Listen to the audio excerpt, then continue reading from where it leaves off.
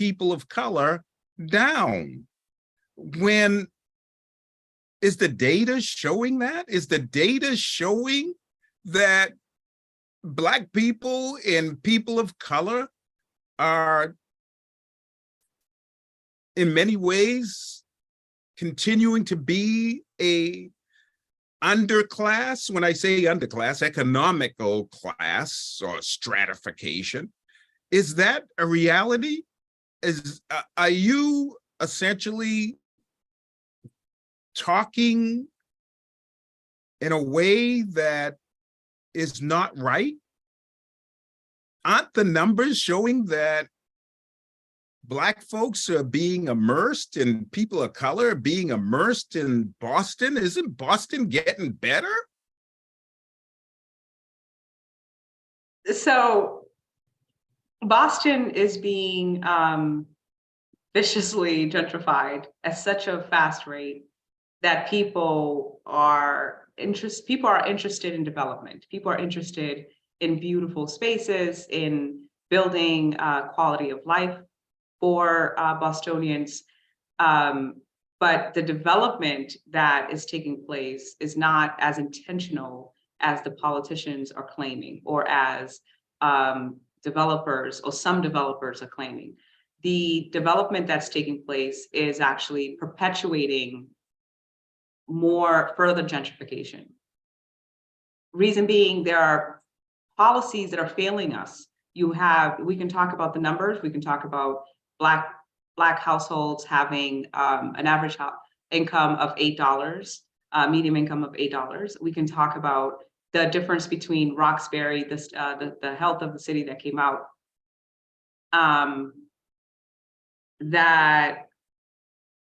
where the difference between Roxbury and Back Bay in lifespan is 23 years. We can talk about how many people are being displaced and losing their homes. And then we can talk about the state of how they're handling the opioid epidemic in this era. But when you look at on a granular level, when you look at development, and when you look at politics, and when you look at jobs, and when you look at tokenized positions in the city, then you can see that some people are being hired, or it's sort of like the optic illusion is that people are being hired, or that this is a very diverse administration. But when you look at the jobs on the ground, when you look at parks or public facilities, or the people that actually keep our city together, the working class, that they're not getting paid. The collective bargaining is not happening in their favor. People are not getting raises, and the most diverse departments are actually not getting the raise that they deserve and need. In order for you to live in Boston, I think the study showed that you need to make at least in the high 70s to survive Boston. And there are people here, municipal police officers, public facilities, parks department, that make about $34,000 to start. And so when you look at that and you say, well, and then there was the other study that said, in order for you to purchase just a 2-bedroom home in Boston, you need to make in the high 6 figures. So at least close to, I think, $200,000 just to purchase a home in Boston. Who has that money? And so then who is it for? And then when you build housing, there are policies that are being put in place. And I think that there are a lot of people with good intentions that are really trying hard to do the math to make it work. And then you look at the actual, what's being executed, the actual developments that are coming out. Well, if it's a 1/3 rule, and what I mean by that is that they're building 33% of deeply affordable, which is an oxymoron, because it's like, if it's affordable, it's affordable. If it's not, it's not.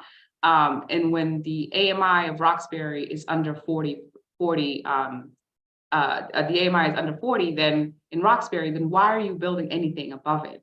If the city's responsibility is to support those that are most vulnerable, and I truly believe in the quote about, the integrity of a civilization is truly measured by how we treat our most vulnerable. We're not doing that. We are building housing according to what developers can afford, and we're not actually investing. And there's a way, like our bonding rates is pretty high. We can look at borrowing more money in bonds and actually building homes, affordable home ownership, that people can actually liquidate assets in the future, pass down generational wealth, close the wealth gap, hopefully. And that's not just the only way, right? Like home ownership is not the only way. And there are so many other research and ways to do it. But I think that in the way that we do politics in Boston is just to check off boxes. So we say, I build a whole bunch of housing, and we did a whole bunch of activation of events. Okay, well, how did we build wealth? Because we know that it's by building wealth, it's economic mobility that is going to allow families to support their social determinants of health. And that essentially is what curbs violence. That is what's going to be interventive or preventative to a lot of issues, health issues, and all of our issues in our community. And that is why Roxbury dies 23 years sooner than Back Bay. Wow. Oh my goodness, that information has my head spinning, and spinning in a way that I guess people of Roxbury have been spinning for many years. The bottom line is that you mentioned a third, and I've been seeing Black faces go to events for the Boston, what do you call it, Housing Authority events, where they're having events for Whittier Street. And they say, oh, Whittier Street, there's going to be 1/3, 1/3, 1/3. And as I came into Boston just a month ago, I looked at Whittier Street and I remember it well. And it looks like Whittier Street is on the verge of actually becoming a private housing for students versus public housing for former residents and people that can not afford standardized housing. So this whole issue of 1/3, 1/3, 1/3, this has been going on with the federal government for years. What's your position on it? Should we be thinking, or should Boston be thinking different about how this whole idea of desegregating public housing and moving people out and then bringing new people in, and the new people are essentially gentrifiers? Is this the worst public policy ever in Boston? I remember Boston being a place that 20% of the folks that lived in housing were public housing residents. Now it's less than that. Why? Because of decentralization of poverty. I've said enough. What's your thought? As far as your question about whether it's the worst policy ever, I don't have enough information to compare it to say, absolutely 100% that it's the worst policy ever. I know that it's one that, again, led by good intentions, but it doesn't necessarily mean that they have the full answers. And I think that whenever leading or working in policy, or I worked over 20 years, a couple of decades in public health, when you're looking to problem solve with any sort of plan, it has to be comprehensive, it has to be monitored, and you have to implement metrics that you actually measure progress, that you actually understand, and then you revisit to understand, did this work or did this not work? And so essentially that's what a pilot is supposed to be. So I think that they should go back to those best practices in terms of piloting ideas when they don't have the full answers. And they should be honest about what they don't have answers about. And again, I'm not claiming to have all the answers or even half. I'm saying that together we can be more intentional and sincere and transparent about engaging the community, those who are impacted in the conversations in order to develop policies that are actually going to be that could be implemented, that are going to be intentional about creating racial equity. And so when you start using this term equity and it's false, it's not, when you measure it, you just do the math and the numbers don't add up. You say, well, actually, you're further gentrifying, you're further perpetuating harm, and you are further segregating, and you are not actually creating generational wealth. You're not getting to the root cause of the problem. And as I said, the crux of the issue is really creating generational wealth, closing the wealth gap, and in order for us to actually create racial equity. In terms of housing ideas or policies, there are different cities and people and areas of the world that have done this correctly. They have not completely, resolved the issue, but there are a lot of cities like Idaho and Chicago, even New York, that are implementing policies such as rent to own. And I think, the administration have worked with me, at least Mayor's Office of Housing have worked with me on this idea. I filed for a policy idea to create rent to own RFPs on public city-owned land parcels, so that we can actually create a way so you can prepare a renter to go toward becoming a first-time home buyer. And that RFP is out right now, and the deadline is August 6th. And I'm interested to see if people actually show up or apply. But I think that that's just one idea. Another thing is doing a full study and understanding how people are equipped in terms of, when they reach calamities, such as, losing a loved one. How are we prepared? Do we have health insurance? Are we looking at folks with their home insurances? Are we looking at how real estate taxes are impacting families? Are we looking at policies? For example, I filed for an ordinance to look at fees, real estate fees, and brokerage fees when folks are renting. So different ideas such as that to alleviate some of the fiscal burden that people face in housing is really important. And then, I can go on and on because I have researched a lot of different policies that I think are working, but I think it's about the city being willing to actually, again, transparency is key, because then you are truly engaging the community, and being intentional means that you are sincere in community engagement and actually being inclusive in the process of developing those RFPs, but looking at the parcels and saying, who did this belong to?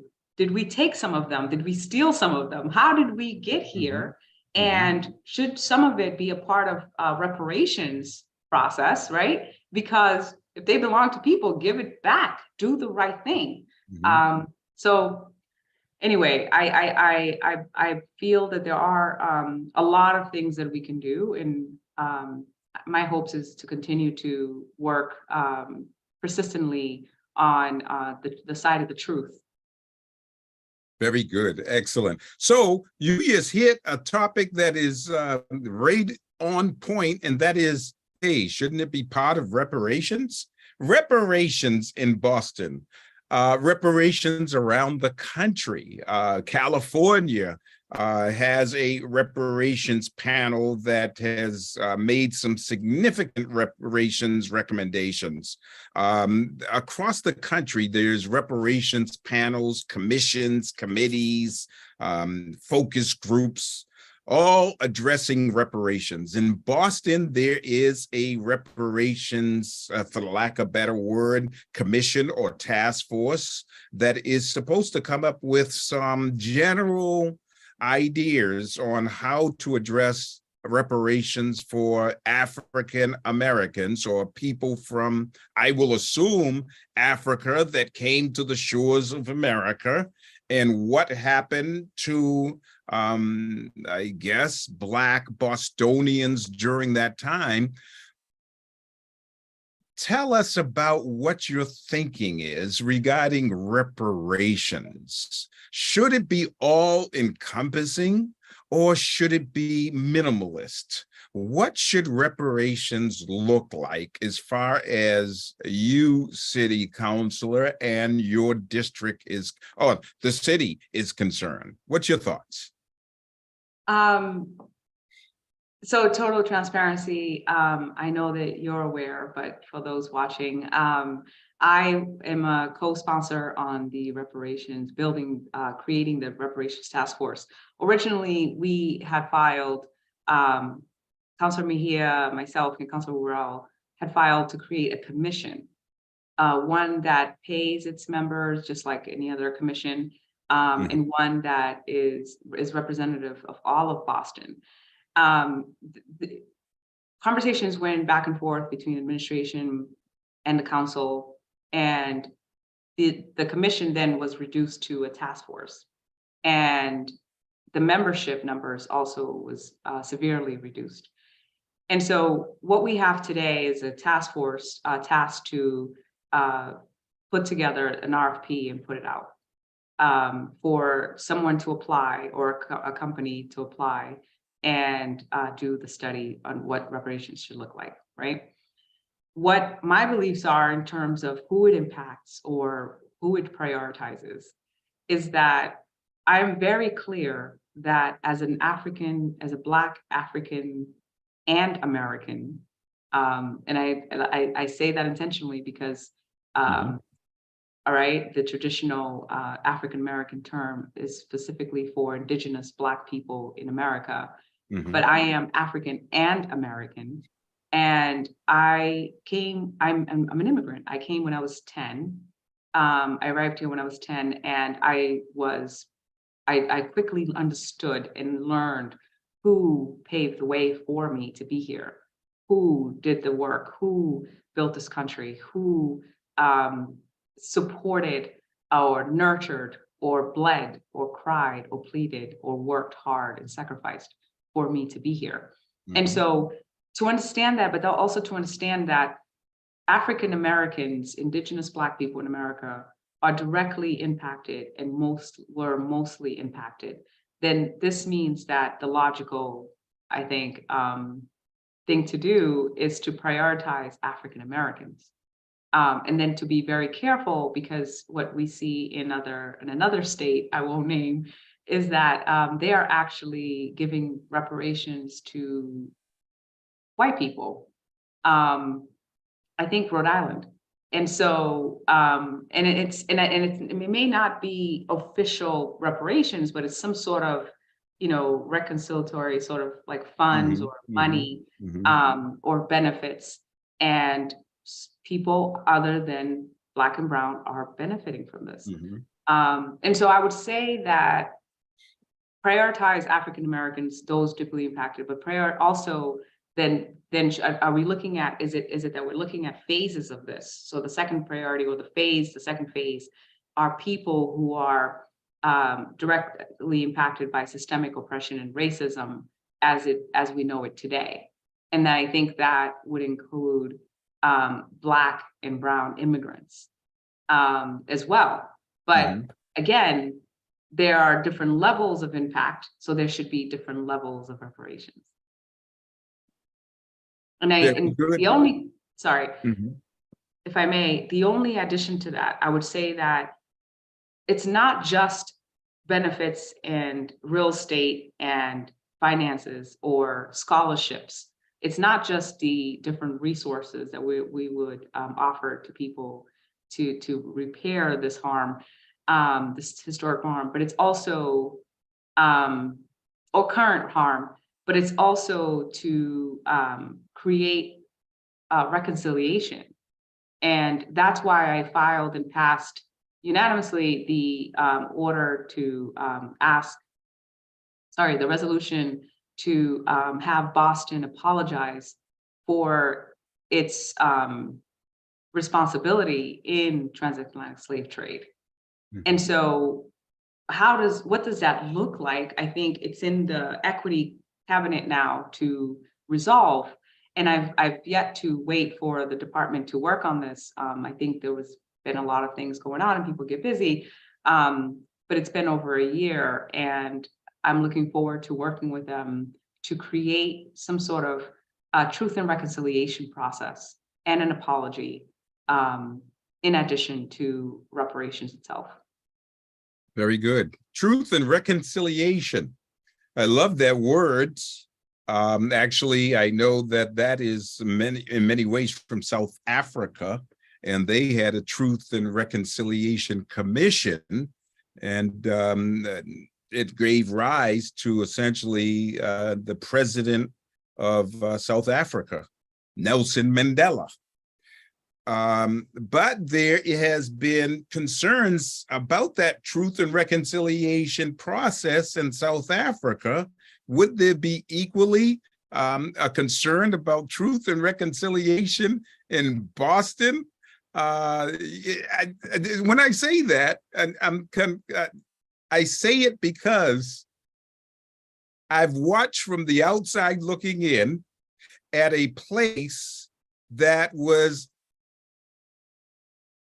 where slavery, in many ways, in Faneuil Hall, why is it that a predominantly people of color city council cannot do what even the city of Richmond, Virginia, has been able to do?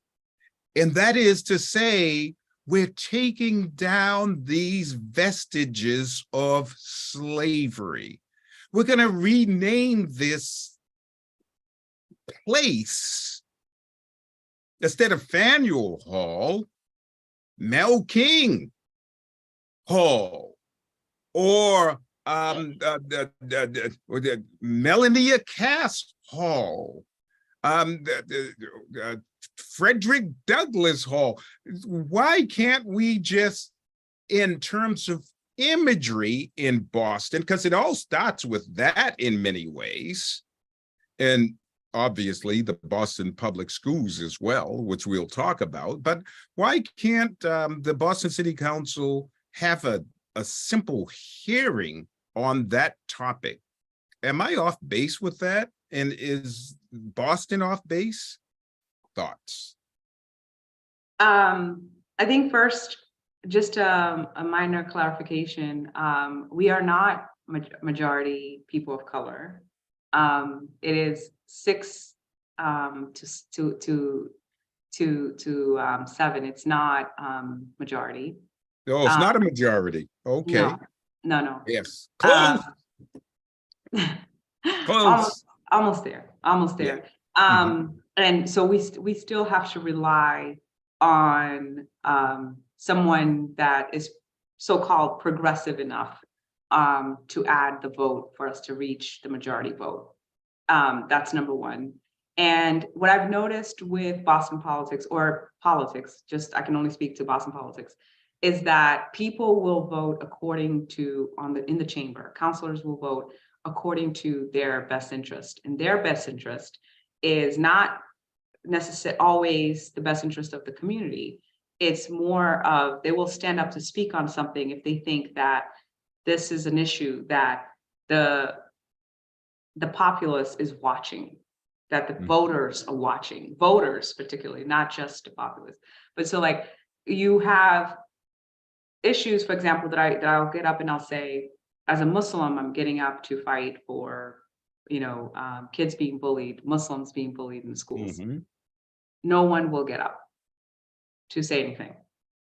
I'll get up and I'll say, as a Cape Verdean issue, or as Africans are dealing with this.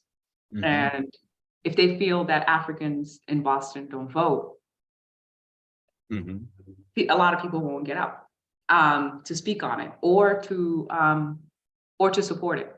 And so one of the biggest issues is actually organizing community, as you know this, registering, getting voters registered, but also that that mostly in ethnic communities, you have a lot of immigrants, and a lot of the immigrants are inundated with working and paying bills and worried about their statuses and issues, that they're not, once they get a green card and that gets them to work and sustain, they are not going to the next step, or it becomes really hard and it's expensive to get to the next level to become a citizen.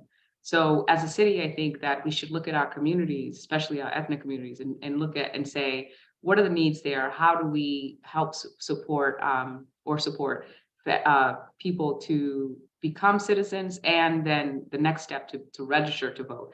The other component is, even if you are registered to vote or you are qualified to vote, you are uninterested. People in poverty or people in the working class in some areas are not necessarily interested in getting involved in politics because they haven't seen, or they feel, at least this is the expression from the community, they feel that it doesn't have an impact. So for the first time that we have a larger number of electors of color, people have placed the onus on us to be able to deliver. And I think that it's a process that will take time. Two, it's something that the administration will have to buy into as well. Our mayor has to believe that that's also important. And being a mayor strong city, you saw that with the budget. You saw that we were not able to actually create amendments where the mayor actually voted for the charter amendment. You see that the school committee, for example, was diluted to a reduced thing as well. And you see that the participatory budget, Office of Participatory Budget, was not supported in the way that the community asked for. And so then you see councilors voting in a way that supports whatever the mayor wants, because they understand that in order for you to make things happen in your community, you need to be able to have a relationship with the mayor. And so on the other hand, I think that I'm pushing against the mayor, not because I dislike her or there are issues, more that, she's in a tough place and she has a hard job. And I certainly am not in her shoes and cannot judge her unless I was. And so even then I would say be patient, right? And so the thing that I push against is, don't block services. Don't create an environment where your chief of departments are not communicating with me. Don't, because you disagree with me, don't create excuses to say that, maybe you disagree that your job, or maybe you think you're more qualified because of your background. So therefore the council's role is different from what you imagine or what she believes. But don't make it seem like Black women haven't had to be creative about jobs and organizing the communities and being grassroots, because the need for the district that I serve is certainly different. And if there was an impact in terms of voter turnout, and shout out to all of my predecessors and everyone who's been doing the work, because truly everyone is trying to, make change.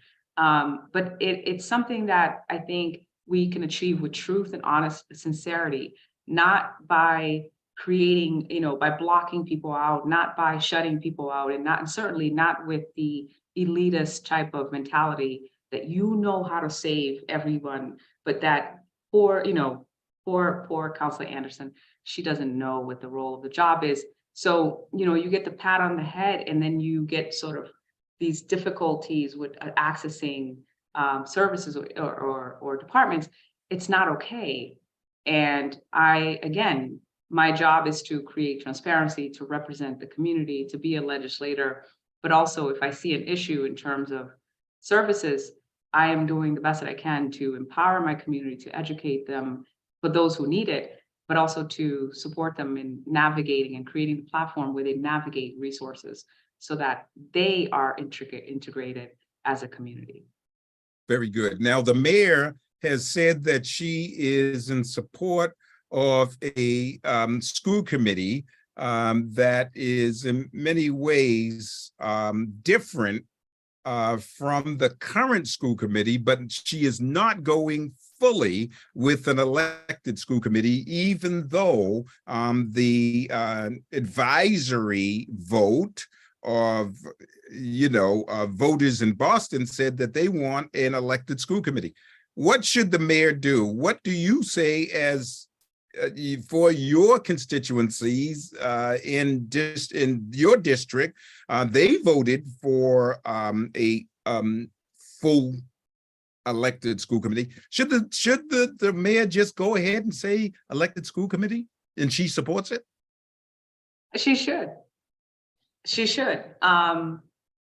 She disagrees, and she has her reasons. Again, sometimes reasons are practical, and they, you look at research and you say, I've come to the conclusion that this is the most pragmatic answer. And sometimes reasons are also in politics. Sometimes reasons are also, how do we get the best result the fastest we can? And I see that a lot with this administration. In terms of, and she probably, when you look at how she ran or how she conducted herself when Marty Walsh was in, she was pushing against, she said a lot, things weren't happening, things weren't getting done, things weren't getting done, things weren't getting done. Right. So I think that maybe her personality or her mentality is that she needs to get things done as fast as possible, because then she can not be a hypocrite. Then she can say, I was true to my word. I want things to get done. So I went ahead and did it this way. I did it my way because at least it got done. And so with that mentality, though, you have to be careful, because then, for example, the school committee, say that that's what it is. We have yet to see the actual result, right? A lot of things are like, check, check, check, check, check, done, done, done, done. But they're not actually done. They're just a list of things to be done. And so we won't see the consequences or the benefits for years to come. And so I'm looking forward to, actually understanding and monitoring and weighing in and hopefully helping wherever I can to mitigate it and to support, to make sure that it is positive for the community. But meanwhile, I do think it's dangerous to, I like that she moves fast. I like that energy.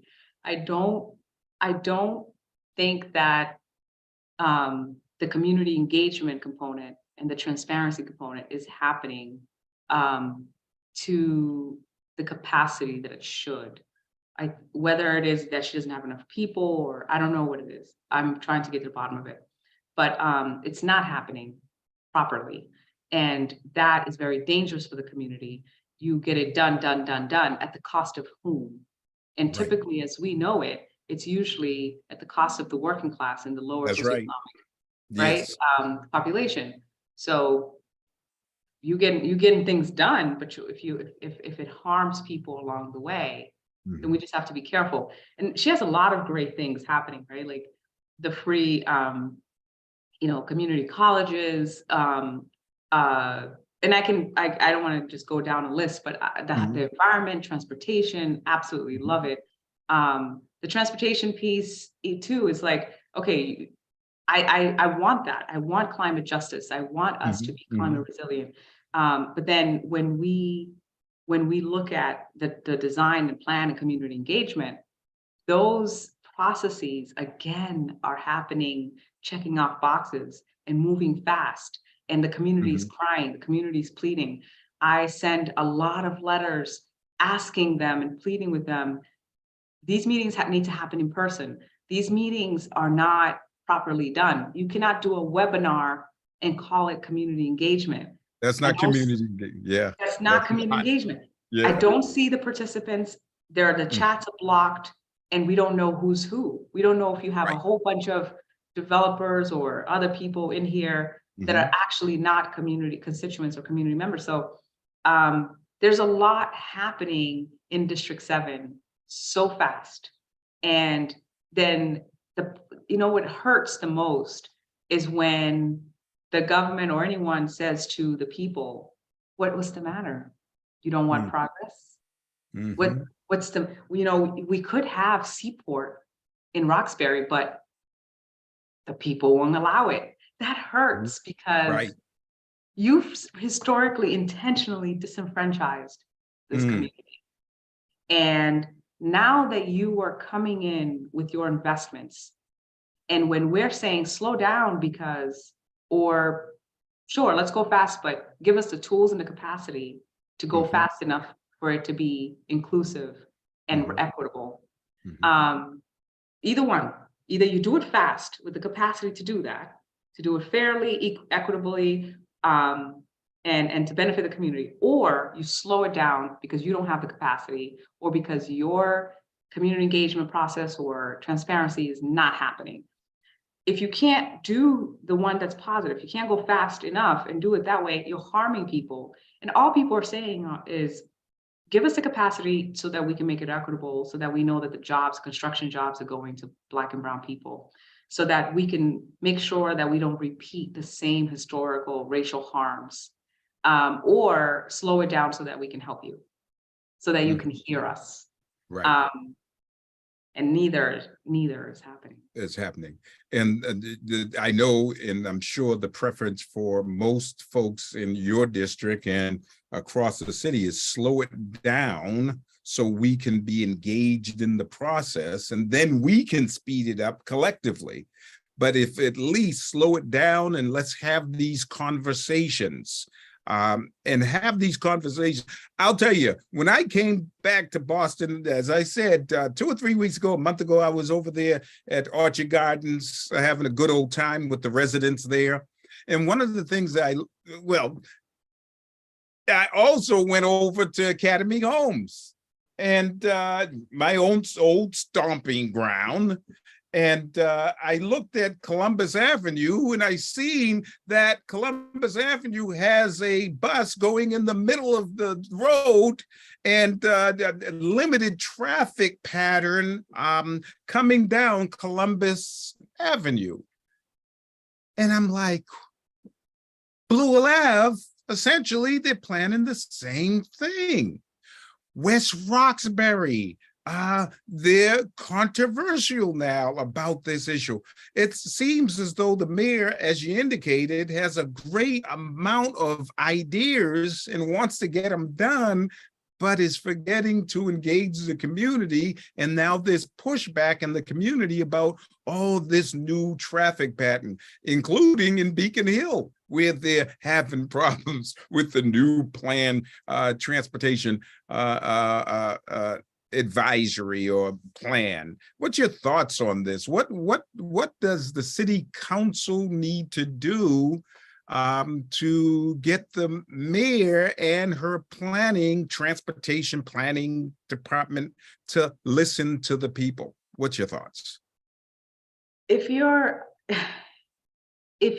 are moving fast and you know that you're dealing with certain parts of the city that are segregated and disenfranchised and have very little access to government and are not actually truly integrated as a community. If you know that, for example, if you have 2 children and you know that one has a disability and the other, and I'm not saying that being poor is a disability, but it is disenfranchisement, right? It is a disadvantage.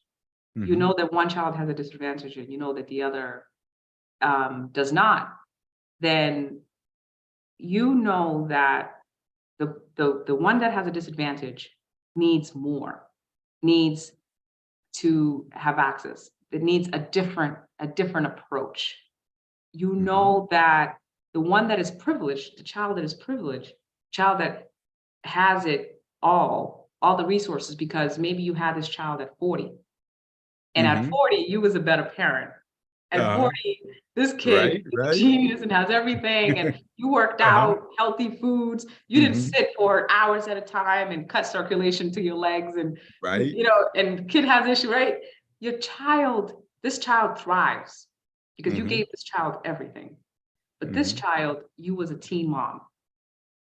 And maybe, and I shout out to all the wonderful teen moms out there, but maybe at this teen mom, this particular teen mom, whatever, this child has a disadvantage because of the lack of resources, because of the lack of care, or whatever.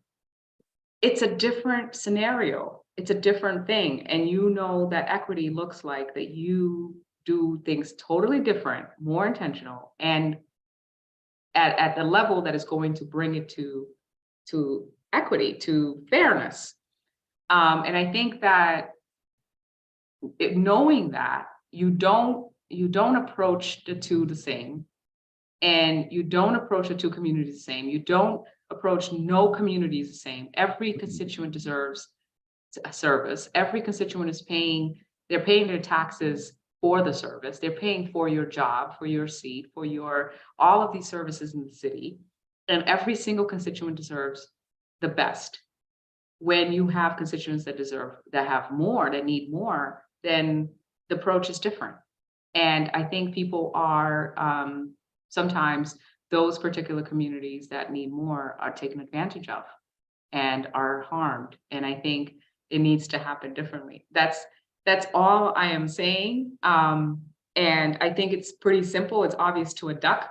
And people, when I start talking, people are, they have all of these like political grandstand and soapbox topic issues and stuff that they say. And you're like, you're convoluting the thing. This is really simple. Treat your most vulnerable with the best, with equity. And I think that people would like to think that they are doing that, but I don't think it's actually happening. People are being displaced. Roxbury or Blue Hill Avenue transportation plan, the community engagement process is happening, but I don't think that they're actually reaching the people that are impacted on Blue Hill Avenue. I think that they have done a lot of creative ways to engage people. But from what I'm hearing from my constituents, they're not listening to the actual people on the ground. The small businesses have said, we don't want to lose this parking. If your design actually does away with the parking, then we don't want it. And I'm interested to see what they come up with, because the administration have said that they are not interested in getting rid of the parking, that the design will keep the parking, but that the middle lane obviously creates, the bike lanes and all of this other more climate resistance, faster transportation, easier access, and safer streets.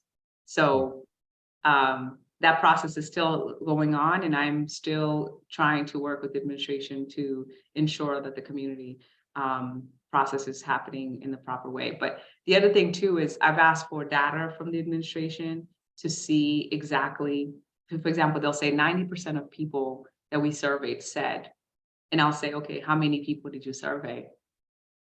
And then what is the ratio of that between who you surveyed and who you're actually supposed to survey? That's and right. the population. That's and so right. I'm still waiting for those numbers. Well, you have heard it directly from, yes, our dear friend, Councilor Anderson, Boston City Councilor. And she has been on All Things Black Politics here live on Boston Black News. I'm Leon Rock, and I want to thank you, Councilor Anderson, because the bottom line is equity looks like you, my dear friend. Equity looks like, sounds like, and is you.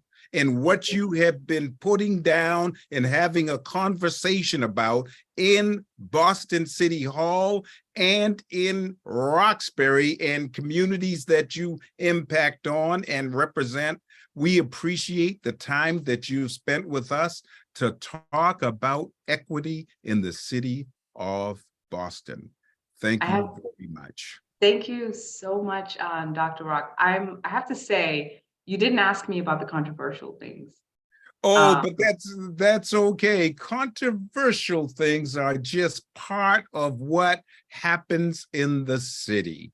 And rather than talk about the controversial things, stuff that people want to make noise about, I rather have concentrated on equity and the conversation that we had today. Well, it's been a pleasure and it's very comfortable to speak with you. So I apologize for my long-winded answers, and I look forward to more conversation. If you do want to talk about the controversial, I believe that everything is a conversation, and it's okay to talk about the ugly, the good, the bad, and um, everything is just trying to understand the bottom line or the truth. So that's okay That's too, if you ever That wanna is talk about it. true. That is true. And I do want to talk about the controversial things in the next broadcast. So Okay, you are invited to come on at any thank you. time on All Things Black Politics here on Boston Black News and actually Boston Praise Radio and TV. We appreciate you, Counselor. Thank I you. appreciate you. Thank you. Okay.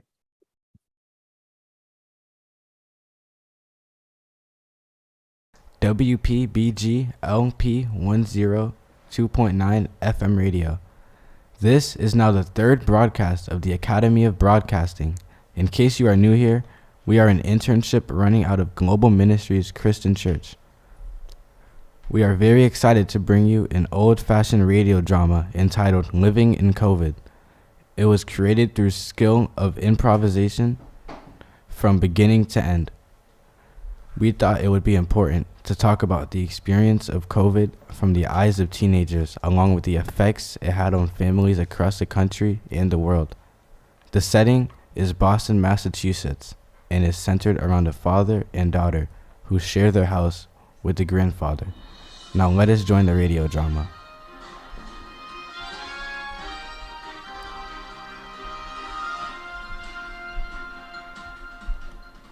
Welcome back to Channel 5 News.